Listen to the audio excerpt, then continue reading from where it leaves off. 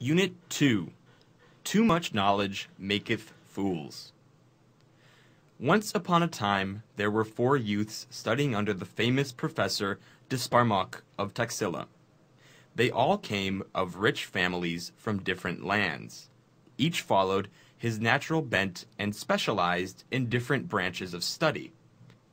One studied music and dancing, another studied medicine, another studied astrology, and the 4th, philosophy. After studying for 3 years, they were considered proficient in their respective subjects, and the time came to say goodbye to their professor and return to their respective parents. As a parting gift, the professor gave them a cooking pot, as well as some grain, in order that they would have something to cook and eat should their dry rations run out before they reached home. Then, as his final gift to his students, the professor gave them a piece of advice. "Remember," he said to them, "the 4 of you may be proficient, each in your own subject, but if you don't have the sense to act suitably to the time and circumstance of a situation, you may have to go hungry." Not quite comprehending what the great teacher meant, they looked at one another, but said nothing, and after paying their respects to their professor, set forth on their journey home. After traveling for a number of days, their dry rations ran out, and the pot and the grain given to them by their professor came in very useful indeed. How thoughtful our great teacher is, they felt, and got down to the business of cooking themselves a meal. There was rice enough for all 4 of them all right, but they would have to do something about the curry. So they drew lots for the different tasks to be carried out in order to get a decent meal.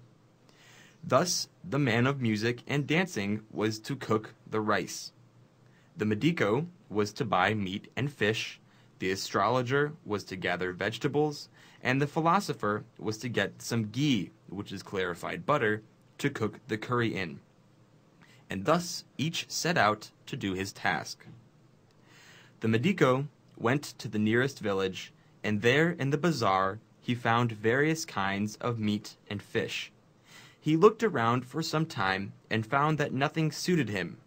His medical knowledge now seemed to warn him which meat or fish was indigestible, which was not nutritious, which unseasonable, which would cause what disease, which would upset the stomach, and which the bile, till finally he left without buying any meat or fish.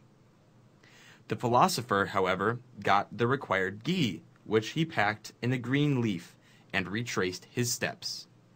On the way, he soon became lost in philosophical speculations. "Ghee," he said, "from cow's milk, and cow's milk comes from leaves, and so the ghee and the leaf are related." On and on he philosophized, quite happily unaware of the ghee in the leaf in his hand melting gradually and dripping. By the time he met the medico, who was coming back empty-handed from the village market, there was nothing left of the ghee he had bought. He, too, was now empty-handed. The 2 of them looked at each other, not knowing whether to smile or weep, and each recounted to the other what had happened to him as they walked back to where the man of music and dancing was supposed to be cooking the rice. But there, to their horror, they found their friend looking as disconsolate as ever, moping beside a broken pot with the rice strewn all over the fireplace. "Soon after the 3 of you left," wailed the cook, "I built a fire, rinsed the rice, put it in the pot, added the required amount of water, and placed the pot on the fire. After some time, the pot began to simmer, and then it started to boil. I watched and could not help but hear the bubbling noise of the boiling rice. To my ears it sounded so much like the rhythmic beats of music coming from a drum that I started dancing to it. And what happened?" asked his 2 friends. "And," continued the cook, "one backward kick of my right heel caught the pot, and there, as you can see, is the end of our rice." The other 2, who had come back empty-handed, now found it quite easy to admit to the cook that they too had failed to accomplish what they had set out to do. Suddenly, they remembered their astrologer friend, who was to get some vegetables. Off they went to look for him in the forest, and there atop a tall bale tree was their friend, sitting tight. Before they could say anything, the astrologer called out to them. "Hey, I've got all the tender bale leaves that should go well with our meal, see?" he said, holding up the leaves he had plucked. "Then why are you still there astride that branch? What are you staying on there for?" "Ah," replied the astrologer, "the climbing up was easy, but at that moment I was under the influence of an ascending constellation. But now the climbing down is quite a different matter. You see, the stars are not just right as yet, and I am waiting for the moment when I'll be under the influence of a descending constellation." "Oh, to hell with your stars and constellations," the three on the ground yelled, almost in unison. "Just come you down." The poor astrologer was frightened out of his wits.